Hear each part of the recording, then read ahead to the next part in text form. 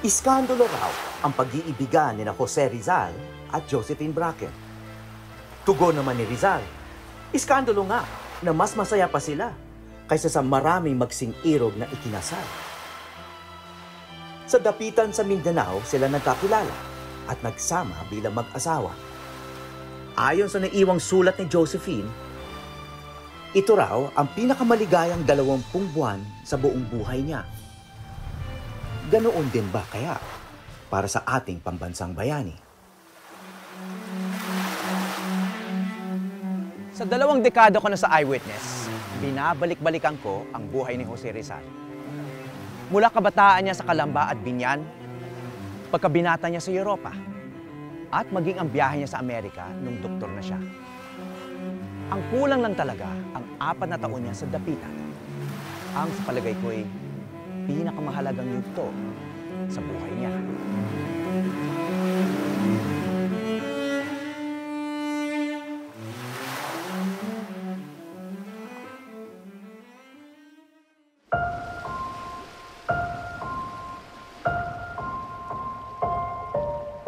Unang tumapak si Rizal sa dapitan noong ika-17 ng Hulyo, 1892. 4 na taon bago siya mamatay. Ipinatapon siya rito ng pamahalaang Espanyol bilang parusa sa kanyang mga isinulat laban sa pang-aabuso ng mga praile at mga otoridad. Mula sa Maynila at Europa, ngayon, nasa isang malayong lugar na siya kung saan tila nakabibingi ang katahimikan at kawalan.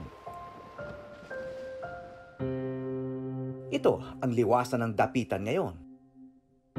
Marahil ito raw ang unang nakita ni Rizal sa unang umaga niya rito.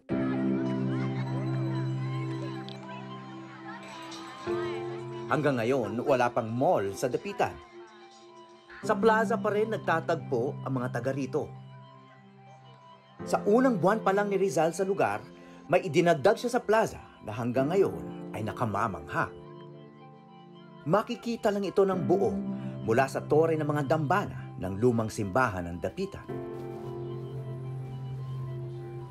Sa pambihirang pagkakataon, binuksan ng simbahan ang marurupok na daan para makita namin ang kabuuan ng pinakamalaking obra ni Rizal. Ayan, nandito po tayo ngayon sa Farlock. Concrete beam, kapit lang po kayo maigi. Kisame na po siya ng simbahan. Narinig ko pa yung mga paniki. Meron sila dito. Opo. Kamusta po ang view dyan, sir? Ha? Kamusta po ang view dyan, sir? Ang view? Parang haunted. Okay, malapit na tayo dito sa tuktok ng tore ng simbahan. Pero itong tinatayuan ko ngayon, ganun lang yung lapad. At amoy na amoy yung mga paniki. Okay, ingat sa ulo. Mababa yung opening. Oh, presko na rito. Ito pa rin yung mga kampana nung panahon ni Rizal? Opo, sir. So, paano po yung kampana na naririnig ni Rizal ng panahon niya? Yan pa rin yung mga kampana. So, ginagamit pa rin itong mga kampana na to? Opo, ginagamit pa rin po yan. At meron na lang pong tali na hinihila sa baba po para yung mga sakristan, di na po kailangang umakyat. Ang hirap umakyat dito. Opo.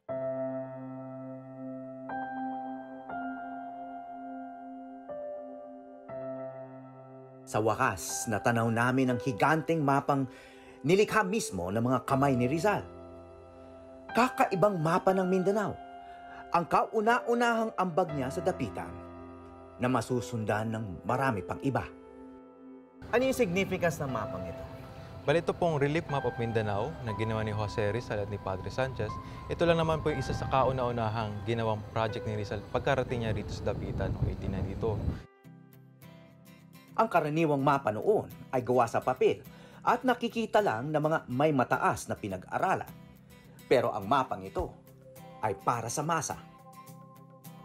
Dito rin natin makikita o mapapansinan si Rizal, gusto niya, hindi lang siya yung makaka-appreciate nitong mapang ginawa nila ni Padre Sanchez.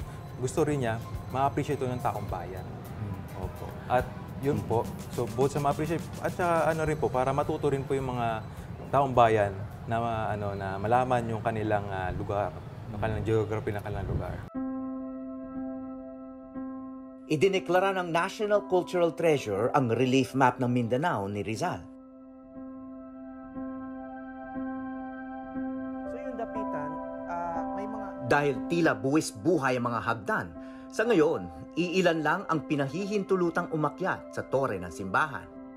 May plano ba na gawing accessible yon para talaga ma-appreciate yung mapa? Yes po, in fact, kundi lang nag-pandemic, no, na nagawa sa namin in a fast phase na yung restoration of this church.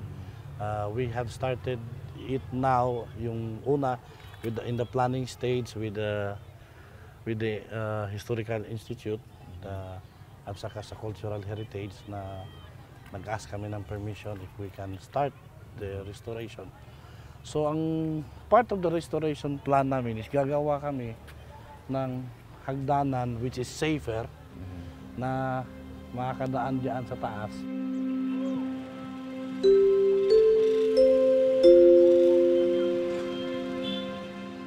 Halos walang kanto sa dapitan na hindi mo maaalala si Rizal. Sa liit nito, naging lungsod nga raw ang dapitan dahil lang tumira siya rito.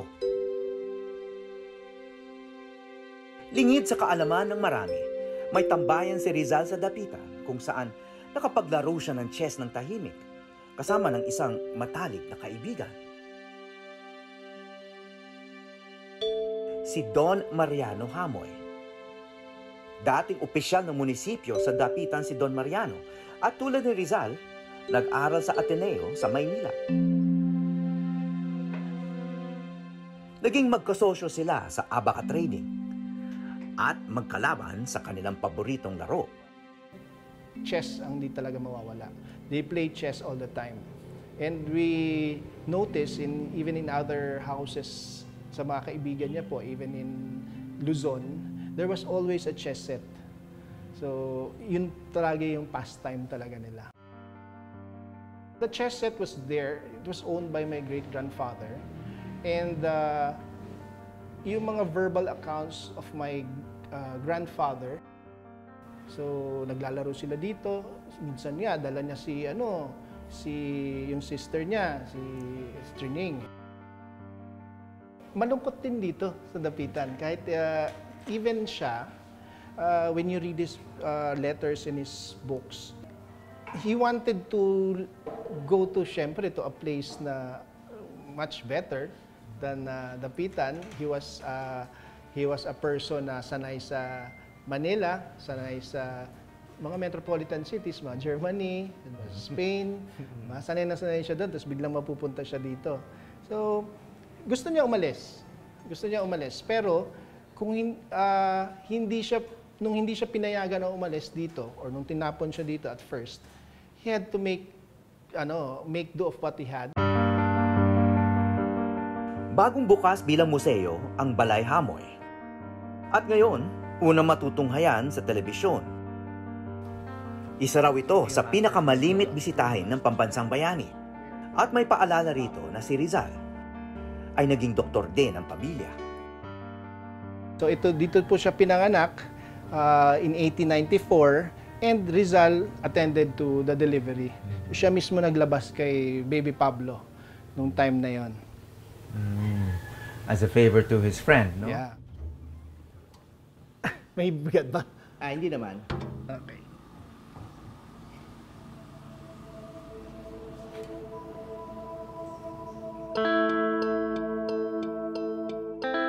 Ilan sa kanilang koleksyon, ngayon pa lang ipapakita sa publiko. Kay Rizal ito? Oo, kay Rizal to. When he left 1896, hurriedly yung pag-alis niya eh. Your great-grandfather got this. Oo, nakuha to ni Don Mariano, got it from Rizal, binigay ni Rizal sa kanya. But, I'll show you more. May papakita ako sa'yo na very, very interesting. Ito, look inside. Ito, this one. New York. Yes, New York. So galing pala siyang New York. Nakatatak na New York. Oo. It was I discovered it sa bodega lang dito sa bahay. So, on top of this, mga kahon-kahon, kahoy, mga ganun-ganun.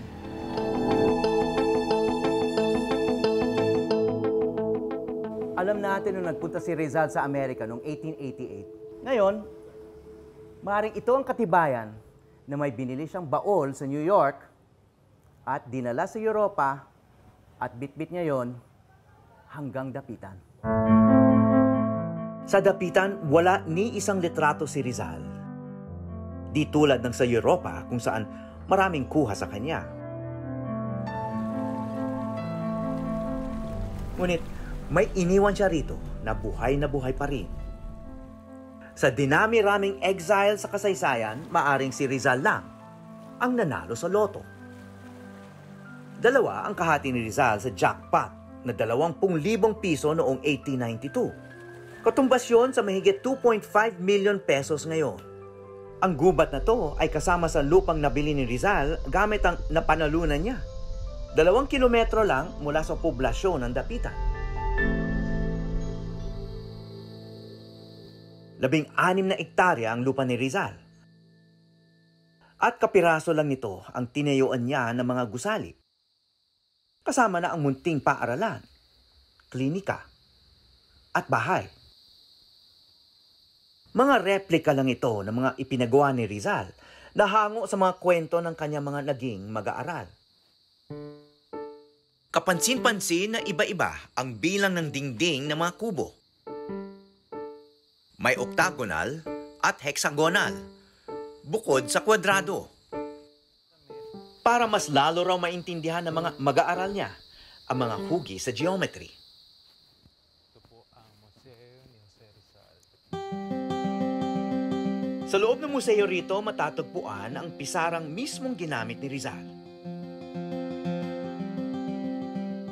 At ang kanyang lamesa, na may disenyong siya mismo ang umukit. Ano to? Naiwan lang anong umalis siya? Paano napunta sa museum? Ito. Etong estate niya dito sa Talisay, isa sa mga nakumpiskang mga ari-arian ni Rizal. Because Rizal, when he was executed at the Bagong Bayan, he had an indemnity to pay 100,000 pesos to the Spanish government. Kaya, since he has no money at that amount, sinequester yung ari-arian niya dito sa Dapitan. So, pati na to dito nandito sa loob na. So lahat ng properties sa loob ng Talisay farm ni Rizal, kinumpis ka ng Spanish government. So kasama na to. Kasama rin ito. Ang matagal na pangarap ni Rizal na magtayo ng paaralan ay natupad niya sa Dapitan. Masasabi itong progresibo kahit sa ating panahon. Bukod sa matematika, wikang Espanyol at Ingles, tinuruan niya ang mga batang lumangoy at sumisid sa ilog at dagat. At sumuri ng mga halaman at puno, ng mga paru-paro, insekto, at hayop sa gubat.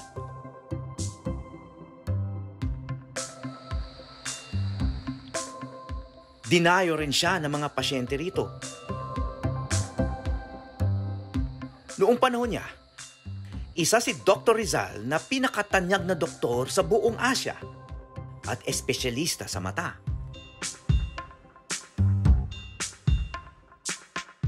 Mula pa Hong Kong, may dumayo sa kanya. Isang babaeng magbibigay sigla sa kanyang buhay sa Dapitan.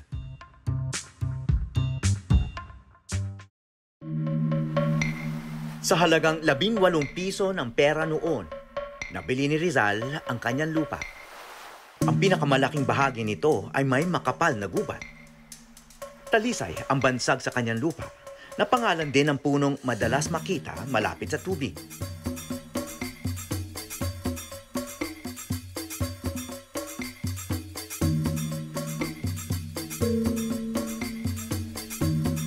Ang gubat ni Rizal ay may mga nakatago palang yaman. Mga hayop na siya ang unang nagsaliksik at mga halamang gamot na ginamit niya sa mga pasyente.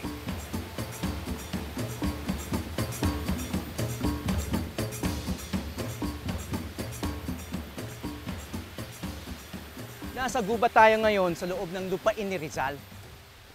Si Rizal noon madalas daw gumala sa loob ng gubat niya para mag-relax, mangolekta ng mga specimens ng halaman at wildlife para pag-aralan.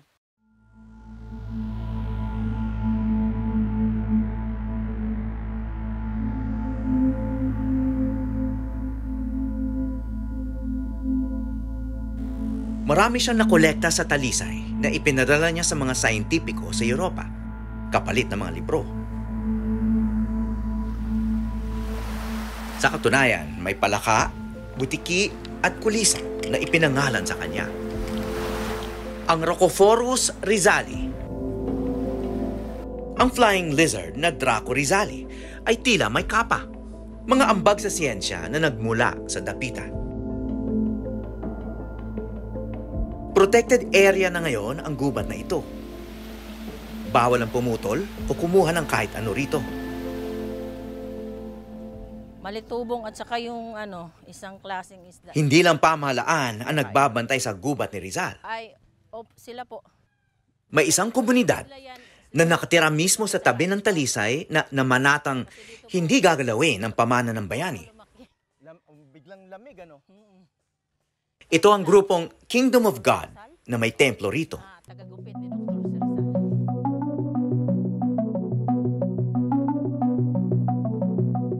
Itinatag ni Filemon Reambonanza ang grupo noong dekada 80. Paniwala ng mga miyembro na si Rizal ay sinapian ng Espiritu ng Diyos, na siya namang lumipat sa kanilang pinuno na si Haring Filemon.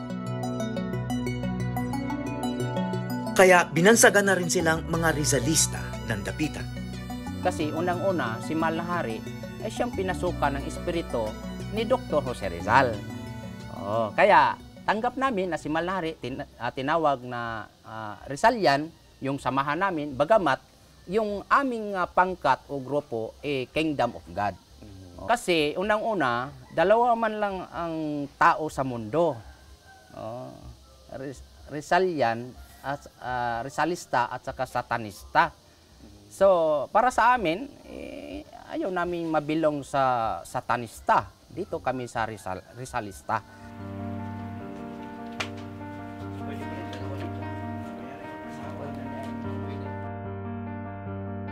Isa sa mga ginawa ni Rizal na kanilang sinusunod ay ang panggagamot gamit ang natural na pamamaraan.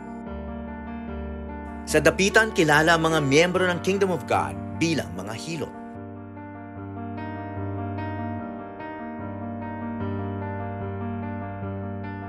Ito ang pinakahanap buhay ng mga miyembro at may mga klinika sila sa ilang lugar sa dapitan. Naging idol namin si Dr. Jose Rizal sa panggagamot, sa pagpapagaling sa lahat ng klaseng karamdaman ng tao. Kaya sa pamamagitan niya, tumatawag kami sa kanya na ang lahat ng aming magagamutan ay gagaling. Duguan ang tawag sa halamang gamot na ginagamit ng kanilang grupo. Nagkukulay dugo kasi ito kapag inilaga. So, gamot siya para sa Lahat. Lahat? Kulang o dugo, ubo, mga siya, nabitang ay mong atay nga parang mabaga. Tambal to siya, sir. nakakatunaw ng bato yan. Yung nila, hindi ko alam, sir, basta sabi ni Mahal nga Hari, kung maniwala lang kayo, kahit maliit lang yung inumin, maayo kayo sa inyong balatian. Pag hindi kayo naniwala, kahit isang galon pa ang inyong inumin, hindi kayo galing. Hindi sila gumagamit ng mga nabibili sa botika.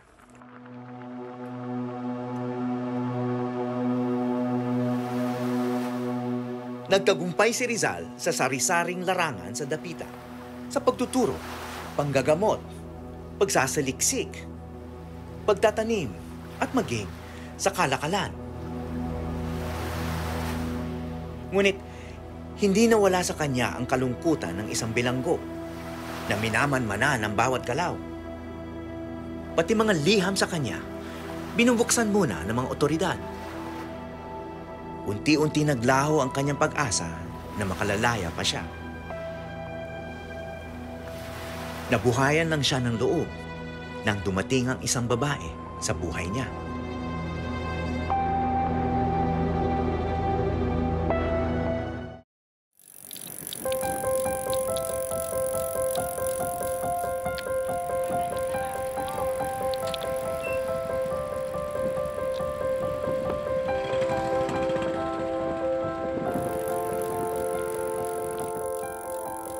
Halos araw-araw kailangan ni Rizal maglakad at magbangka papunta sa bayan mula sa kanyang lugar. Kaya may isa siyang hiling sa kanyang pamilya mula sa Luzon. Segunda manong bisikleta lang daw ang kailangan niya sa dapitan. Pero matibay raw dapat para sa matagtag na mga daan.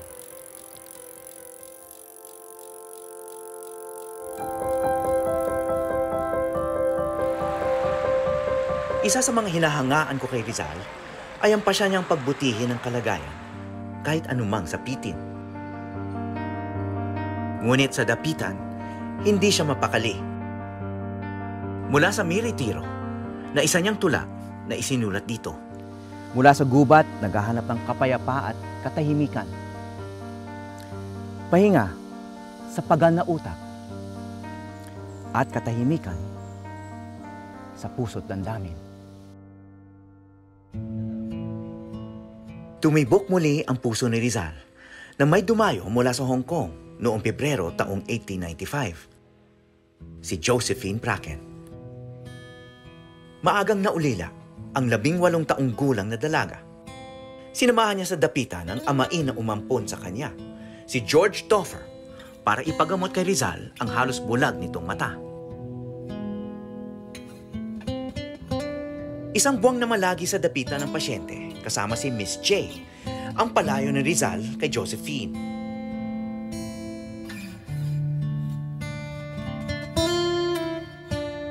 Sa panahong yon, nagkamabutihang loob sina Rizal at Josephine.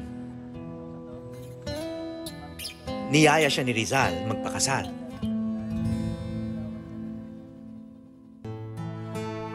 Tutol dito ang amain ni Josephine na tila may pagtingin din sa dalaga.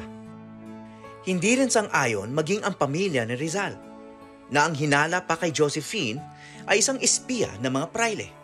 At ang pinakamalaking tumutol sa kanilang pagsasama ay ang simbahang Katoliko. Hindi sila pinayagang magpakasal. Si Rizal po gusto makipagkasal sa kanya naging sweetheart na si Josephine Bracken. Kailangan muna niyang bawiin yung mga sinabi niya against the church at dapat maging siyang good Spanish subject. Hindi naman talaga niya kalaban yung simbahan. Ang gusto lang niyang i-criticize o tuligsain ay yung maling gawain na ginagawa ng mga taong simbahan. Hindi pumayag si Rizal sa kondisyon ng simbahan.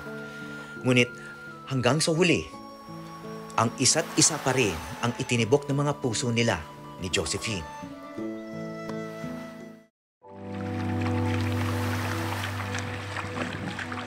Ang pagtutol ng marami ay hindi naging balakid sa kanilang relasyon.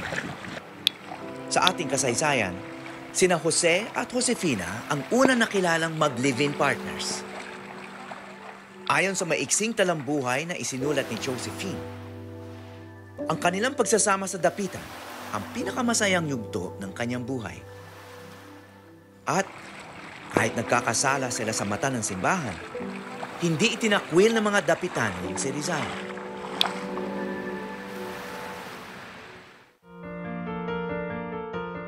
Karamihan sa mga mag-aaral niya noon, hindi pinahinto ng kanilang mga magulang na mag-aral kay Rizal.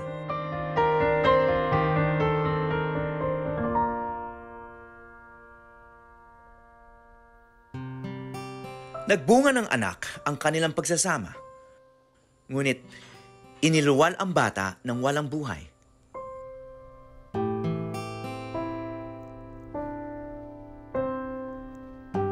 Inilibing ni Rizal ang kanilang anak ng walang lapida sa isang lugar sa kanyang lupain na hanggang ngayon walang nakatitiyak kung saan.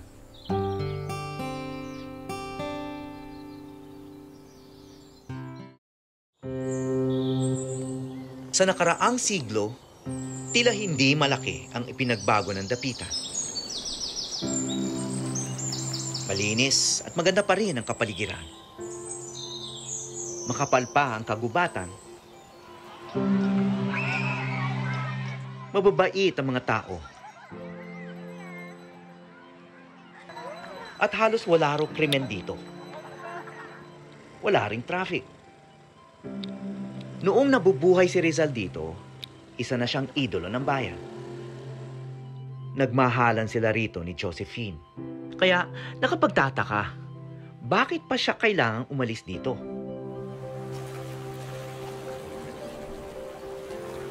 Nang mabigyan ng pagkakataon, sumakay sina Rizal at Josephine sa barko pa Maynila at hindi na nakabalik. Maaring higit sa lahat ng ibang nais niya sa buhay, kasama na ang maliit na hiling na magkaroon ng bisikleta at ang ligaya na magkaroon ng pamilya. Nais ni Rizal na maging malaya. Mula sa Dapitan, ako si Howie Severino at ito ang Eyewitness.